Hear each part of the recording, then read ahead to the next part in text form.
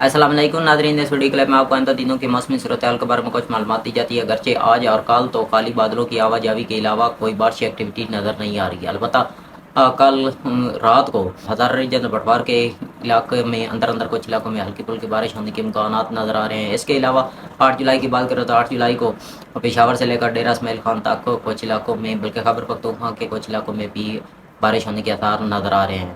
اس کے علاوہ 9 اور 10 جولائی کو لاہور، قصور، گوجرانوالا، جہلم، بلکہ کشمیر کے علاقوں میں بھی کچھ اندر بارش ہونے کے امکانات نظر آ رہے ہیں۔ اس کے علاوہ 11 اور 12 کو یہ فیصل آباد سے سرگودا تک بھی پھیل سکتا ہے۔